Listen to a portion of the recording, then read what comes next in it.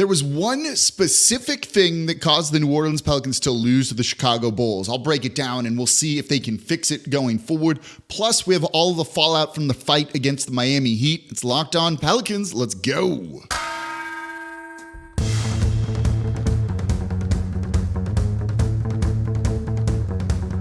You are Locked On Pelicans, your daily New Orleans Pelicans podcast. Part of the Locked On Podcast Network, your team every day.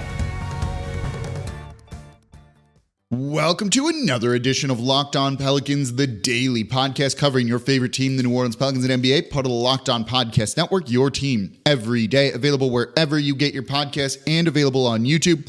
I'm your host, Pelicans Insider, credential member of the media, Jake Madison, at NOLA Jake on Twitter, here with you on this Monday, tipping off a week's worth of podcasts here. And we got a lot to talk about after the weekend. The Pelicans had a fight against the Miami Heat. We'll cover that in the third segment of today's show. And then a bad loss, and it was a bad loss to the Chicago Bulls that we really got to break down, because there's two areas I think where you could look at that they really struggled with, one in particular, and we're going to lead with that, and that was the turnovers. And of course, thank you for making Locked On Pelicans your first listen. Today and every day, we're here Monday through Friday, the #1 Pelicans podcast, breaking down everything you want to know about this team. Subscribe wherever you get your podcasts and available on YouTube. Tell a friend about the show, become an everydayer, listen Monday through Friday. There's on YouTube alone, 10,000 of y'all basically at this point. Today's episode of Locked On Pelicans is brought to you by FanDuel. Make every moment more. Right now, new customers get $150 in bonus bets with any winning $5 bet. That's $150 if your bet wins. Visit FanDuel.com/lockedon to get started. Okay, we're going to get started by looking at their loss to the Chicago Bulls. This one was 114-106. The Pelicans lose to the Bulls after they had, and tell me if you've heard this before, right? A double-digit lead in the third quarter that then got whittled away, and through some just very poor play, particularly in the fourth, New Orleans completely gave this one up. They gave this game away, right? We like to joke about how Willie Green wants to give credit to the other team, and to be fair, Chicago did a couple of things and came in with a very good game plan, but New Orleans threw this one away, literally just threw it away, right? Because the reason they lost this game is 19 turnovers. That's an atrocious number here. 19 turnovers. They couldn't execute down the stretch. They couldn't really execute nearly as well in the second half. And that was after Brandon Ingram looked amazing in the first half of this game. 18 points in the first half, playing aggressive basketball, driving to the hoop, scoring that way, shooting threes, exactly what you want to see from him. And it looked like New Orleans, who had built some momentum going into halftime with a 3-point lead after kind of a struggle, I guess, particularly in the first quarter with all their turnovers, looked to have some momentum, and then that just completely ground to a halt. And you can make excuses for this, right? They didn't have CJ McCollum, who's out injured. Jose Alvarado suspended for 3 games. That's 2 of their lead guards, essentially, right? But those guys aren't truly lead guards. They don't play point guard for New Orleans, right? They're more partial ball handlers. So not having CJ isn't the reason why they had 19 turnovers. Not having Jose isn't the reason why they had 19 turnovers. This was them just being sloppy. And the vibe in this game was off from the get-go for the New Orleans Pelicans, to be honest with you. You could kind of see it in the beginning, right? They were even doing things like running into each other. They were just out of sorts in this, and it was weird, and you could see it in the play on the court. Some of this is maybe they, were running lineups that we've never really seen. The starting lineup, I don't think, had logged a single minute together, before this game. But at the same point, that doesn't excuse, a lot of these turnovers, which are the unforced error variety, right? It's not like the Bulls were forcing you into this stuff. It was basically just the Pelicans playing poorly. 19 turnovers for New Orleans, right? 17 fast break points for Chicago from that. 20 points off those turnovers for Chicago. If you cut those turnovers down, you win this game. It's really that simple. And this is why, when we talk about offense and wanting shooters and things like that out there on the court, and you've heard me say this a lot, right? The normal saying is good defense leads to easy offense. That's completely true. But your offense also does impact your defense as well. And so when you're turning the ball over, your defense can't get back, get set, can't do anything. And New Orleans was doing a good job of poking the ball free, generating turnovers, but then the defense just couldn't do it anymore because they were defending in transition, in fast break opportunities, and it gave that easy offense there. So if New Orleans had better offense, the defense looks better here, and Chicago probably doesn't get to 114 points. Even if off those 19 turnovers, right? Those are empty possessions for the Pelicans. Let's be conservative and give them 10 points. Like, eliminate that number for a second. 10 more points, right? That's 116. They win the game. And Chicago's points go down. If they had only had 10 fast break points, whatever the number might be, you could win this game by 20, it feels like. And New Orleans just didn't do that. Poor execution. Guys just, I don't know, like the vibe was just wrong with this one. You saw Willie Green struggling, I think. Should he have challenged a call or two? It definitely seemed like it, right? Like that wasn't great either in this game. Brandon Ingram having 6 turnovers in the second half. He had 3 in the first half, 6 in the second half to go with just 4 points. That's not great. I love that he took 6 threes though. He was aggressive driving and kind of got away from that a little bit and then relied a little bit too much on the mid-range. Right? Like in the second half, he mixed 2 that were tough, contested shots late in the game when could they have worked around to generate a better shot? Not necessarily because they were kind of off, but New Orleans was firing away from 3, doing all of the right things, and it's just the turnovers that absolutely killed them in this game, right? 9 for Brandon Ingram, 3 for Zion Williamson. No one else in the starting lineup had a turnover, which is great. But Larry Nance Jr. had 4. We'll talk more about the big man stuff coming up in the next segment here. They just gave this game away, right? Like just cannot seem to figure things out in pressure-filled situations here. And it's another clutch loss for New Orleans, another game where they struggled in clutch situations. This is why I said I think there's a ceiling on this team. I don't view them as a true title contender. I don't view them as a team that's necessarily going to make a ton of noise in the postseason. They should still get there. But this was a game you had to win, right? And you just couldn't get it done down the stretch. And that's super disappointing. And a lot of things added to it. Don't get me wrong. It's not just the turnovers, but the turnovers were the real big culprit here. And they need to find a way to kind of get on the same page. Again, that clunky offense leading to their defense being terrible. New Orleans scored 106 points in this one. Their average on the season going into this game, this is below it, right?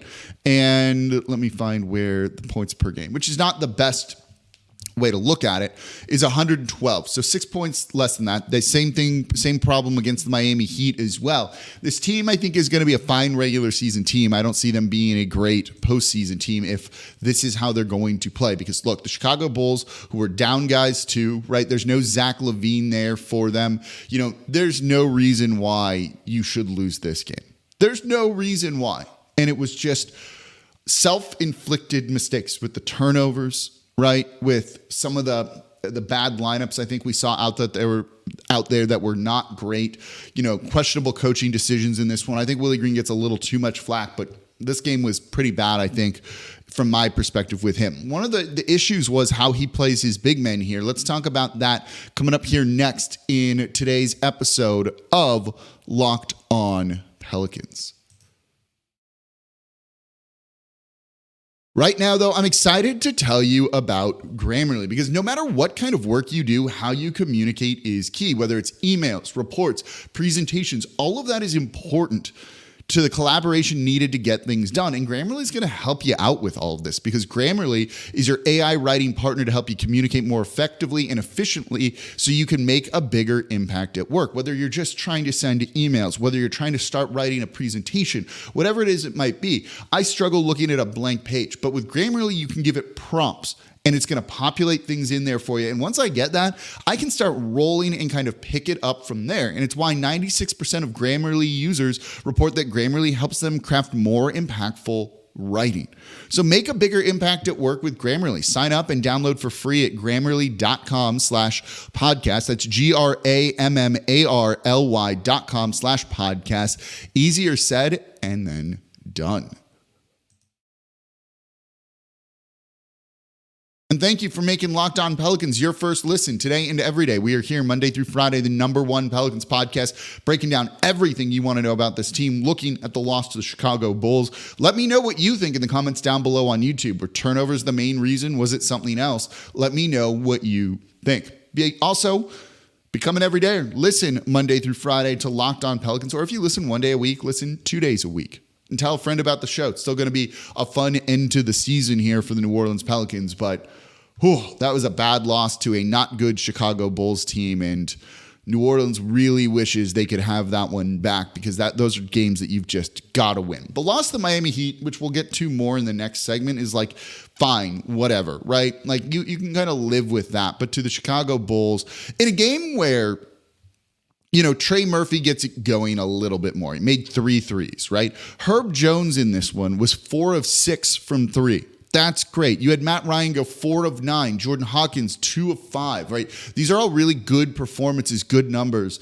And you kind of wasted it because you just shot yourself in the foot over and over and over again. Just incredibly disappointing from the Pelicans. And it's a reason why you see them struggle at times. They do this to themselves. They're still just not all there despite sometimes big wins over, the Houston Rockets and other teams. One of the things that I think added to this, and it was also against the Miami Heat too, and this is, something we're going to be looking at a lot this offseason, is the center position for New Orleans. They seem to really struggle trying to kind of figure out what to do here. And this comes down to coaching and knowing your team and kind of having a read on everything. And you've seen them, they wanted to make a move at the deadline for a different center, but all the centers they wanted to get that were good just weren't going to be available, right? No Jared Allen was available. Miles Turner wasn't available. Any of those guys just not available for New Orleans. Going for a guy like Daniel Gafford or others, I don't think is actually an upgrade over someone like Jonas Valanciunas, right? And they actually closed with Jonas Valanciunas in this one, which is a little bit different for them, but I liked this decision. When you look at the individual plus minus here, Jonas with the starters was the best at plus 19. He was doing a very good job. 14 points, 17 rebounds, including 7 offensive boards. 0 for 3 from deep, which whatever, but he had a very good and impactful game here. But for a while, they ran just too many Larry Nance Jr. minutes, and he was not making that sort of impact, right? 4 turnovers in this game for him compared to just 2 points. He was a minus 24 in his minutes out there, those minutes with some of those bench lineups. And again, part of this is out of necessity. No CJ, no Naji, no Jose Alvarado. That wasn't great, though. And they needed to probably not play him 19 minutes, right? Jonas Valanciunas played under 30. If there was ever a game where you just needed to kind of ride him a little bit, it was probably this one, and New Orleans didn't do it. In the game against the Miami Heat, too, they kind of struggled playing Larry Nance Jr. out there more than he should. They tried to close small with him, and then there was a possession, I think, late in the fourth, where they gave up 3 offensive rebounds to the Miami Heat, and then right after that, you saw Willie Green sub out Trey Murphy for Jeremiah Robinson Earl and have to close with Jeremiah Robinson Earl, who was on a 2-way deal, right? Cut earlier in the season, added, by the Thunder, added to the Pelicans on a 2-way deal, and then just recently converted to a full-time roster spot. I actually like him as an end of bench guy. I like him. Think he's a smart guy. I think he's got a high IQ. I think he fights for rebounds. He's got good mobility to defend. He probably doesn't need to be closing games for this team. All of that said, right? That's kind of a problem, an issue there, I think. That's not ideal. So, but they had to, kind of out of necessity. Or could you have closed with Jonas Valanciunas? Now, Bam Adebayo is, excellent. And, was blocking shots, he had 3 blocks in that game. In that game, Jonas Valanciunas kind of struggled a little bit as well. And, Larry Nance Jr. also struggled. So, what are we doing here to not just go with your biggest guy? I want to give Willie Green credit for closing with Jonas Valanciunas, for realizing that, Larry Nance Jr. wasn't getting it done in this game with the Chicago Bulls. But also, if you had him in, could things have been different against the Miami Heat? If he was simply just a big body out there to go deal with Bam Adebayo. I'm not saying for sure or not sure, but you get what I'm kind of hinting at here.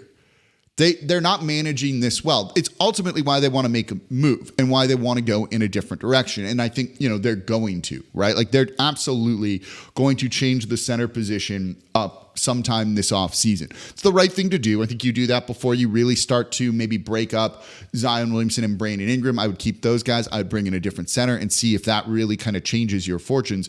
But you also need a coach to kind of like manage your guys more effectively here. And I don't think Willie Green is doing that in this one, right? Like this, some of those Larry minutes against the Chicago Bulls, it really what cost this team. Again, it's the turnovers more than that, but he was a culprit with that too. They need to kind of just figure this out, and I don't know if they really know what to do. Against Miami Heat, right? Like if you're going to go small, you got to rebound or you got to score. It's usually if you go small, you're going to try and get it done on the offensive side of the ball. But if that's not happening, then you can't go small. Right? You're not rebounding. You're not scoring. It's not giving you the defense that you want. You've got to go a different direction, and they didn't do that. And so you can kind of point to some of the coaching decisions here as reasons why they found themselves in the position that they were in. Basically 2 losses, right? Like, I get that it's 3 games in 4 nights, and this was particularly tough coming out of the All-Star break with a back-to-back, but you had 3 home games. You had 3 home games, right? Like that's exactly what you kind of need to build some momentum here. New Orleans just can't seem to get over the hump, like metaphorically and like in any situation here, right? They don't have a 5-game winning streak yet this season. They have a couple of 4-game winning streaks, but they can't then do it. Against the Chicago Bulls team, they just couldn't get over it late in the game to try and close this one out. They would get stops. You had Zion with an amazing defensive block, right? You had Brandon Ingram playing some of, I thought, the best defense that he's played this year. Like, he was incredible in the first half. And it's all wasted. It's all wasted because of some of these just like little things that I don't feel need to be happening for the Pelicans at this point in time, right? Like there's still more questions than answers around this team. And with 24 games left to go, that's not a really good position to be in. Now, they're going to go on, I think they're going to go on another little winning streak. You get a bunch of Eastern Conference teams straight. Things like that are really going to help, but you have tough games coming up, right? The Knicks is tough. 2 against the Pacers is going to be really tough because they are great with Tyrese Halliburton. CJ sounds like he should be back sooner rather than later. He was listed as day today. I think it's impressive that Zion played in all 3 of these games despite being questionable in 2 of them, 3 of them. That I think says something too. Like he's starting to get into kind of better form. He had a good job assisting the ball 11 here, but you're also seeing teams wall him off, which is what they do. So they need these guys shooting threes. They did that, right? You were 16 of 41, 39%. That's exactly what you're supposed to do here and how you win this. And they just couldn't get it done. It's super disappointing, and they're doing it to themselves. Willie Green wants to give the opponent credit. That's great. That's fine. The Chicago Bulls put a lot of pressure on Brandon Ingram, particularly in the second half, I think, knowing that he was going to be handling the ball a lot and trying to kind of force him into mistakes, and that happened. But also that doesn't account for all 19 of the turnovers here, right? Like that's a part of the problem. That doesn't account for the bad Larry Nance Jr. minutes. These are all self-inflicted things that New Orleans needs to figure out, and they have not done so. How does that bode well or kind of in any capacity for the postseason? And I think that's the type of stuff that concerns me. And we'll see. Now, though you're playing Eastern Conference teams, you've got tough Eastern Conference teams coming up. We're going to see how that goes. All right, let's talk a little bit about the fight from Friday against the Miami Heat, which, by the way, loved it. Loved it. That was awesome. Let's break that down coming up here next in today's episode of Locked On Pelicans. Right now, though, I'm excited to tell you about Stitch Fix. With Stitch Fix, you get a stylist who understands your style, size, and budget, and they do all the shopping for you. That's the best part here. It's the easiest way to update your wardrobe this season. I don't like shopping. I don't like going to the mall. I don't like going to stores. Are these things going to look good on me if I order them online? Are they going to fit well? All those are just kind of like big questions. Are they stylish? That's important too. Look, with Stitch Fix, it's easy to upgrade your wardrobe this year because you get a professional stylist that helps you find new on-trend favorites that will work for you. Just give your stylist your size, style, and budget preferences. You're going to order boxes when you want, how you want, no subscription required, and they're going to send 5 just for you pieces, outfit recommendations, and pro styling advice. You get to keep what works and then send back the rest. So Stitch Fix makes it so easy. I don't like shopping. This is going to save me time, effort. It's going to save you time and effort. as well. And if you don't love something, just send it back. Shipping, returns, and exchanges are always free. So style that makes you feel as good as you look. Get started today at stitchfix.com/lockedon. That's stitchfix.com/lockedon. stitchfix.com/lockedon. And thank you for making Locked On Pelicans your first listen. Today and every day, we are here Monday through Friday, the #1 Pelicans podcast, breaking down everything you want to know about this Pelicans team. Subscribe wherever you get your podcast. Tell a friend about the show. Subscribe on YouTube as well. Almost 10,000 of y'all on there. The #1 Pelicans podcast. Let's keep it going here. So Friday. Oh, let me tell you about this first, though. Locked On has launched the first ever national sports 24/7 streaming channel on YouTube, and it's now also available on Amazon Fire TV and the free Fire TV channels app. Locked On Sports Today is here for you 24/7, covering the top sports stories of the day with the local experts of Locked On, plus our national shows covering every league. Find Locked On Sports Today now available on the free Fire TV channels app. Okay. We are looking at the loss to the Miami Heat here, 95-106, not even breaking 100 points. The story of this one, obviously, though, was the fight that broke out late in the fourth quarter here. And we'll probably do a show more on this tomorrow with the whistle that Zion gets. I think that's going to be really important to look at and talk about. We'll break that down for you coming up in tomorrow's episode of Locked On Pelicans. But that's what led to this fight, right? This fight broke out between players, but it started and happened because of the referees in the NBA. I have long said this. I will stand by this. I say it on Locked On NBA all the time. The NBA has an officiating problem. I think this is one of the bigger things kind of they need to deal with, right? Refs shouldn't keep being the stories of games, but they oftentimes are, and that is a bad thing. You want the best product out there, and they're not doing that with referees that are inconsistent or just, I don't know, bad at their job, it feels like, when it comes to things here. And so when Kevin Love really wrapped up Zion Williamson on, what you should call an intentional foul.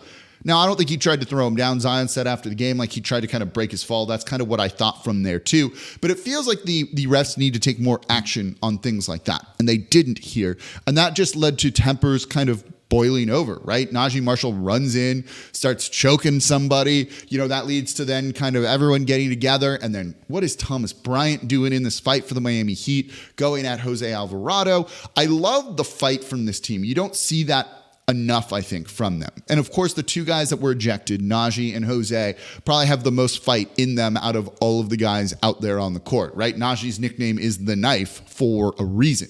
Jose is never going to back down from any sort of thing. And both those guys have every player's back, particularly Zion, right? Like, loved what we saw from them. The fight was just kind of like fun. I like seeing that. I like when these teams don't particularly like each other and really want to go at one another, right? You kind of even saw it in the win over the Houston Rockets that New Orleans just doesn't seem to like guys, probably Dylan Brooks and others on that Rockets team, and really kind of wanted to, make a point of it. I like that. I think that makes the games more interesting, more fun. I don't want to see anyone hurt, obviously, and no one got hurt in this game.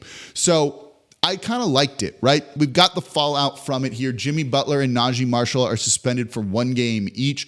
Thomas Bryant and Jose Alvarado are suspended for 3 games each. That's likely going to be because they kind of ended up fighting and getting into it after everything had kind of been calmed down here. But it was disappointing to see that with the Miami Heat getting Jimmy Butler ejected from that game, right? Like, if you look at the players that were being kicked out, Naji and Jose versus Jimmy Butler and Thomas Bryant, like, that ends up being, I think, a net advantage for the New Orleans Pelicans. Couldn't take advantage of it, unfortunately, even though they kept that game close.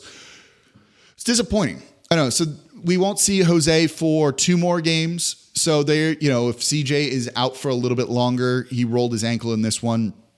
It could be a little bit tougher. Hopefully the turnovers kind of get fixed a little bit here. But for New Orleans to stay in that game against the Miami Heat and do what they did, I do like what we saw. They were down 19 in the first half and really fought back in the at the end of the first quarter and the start of the third quarter to make that a tie game going in at halftime. This one looked over, and then they came back out and really played well and fought hard.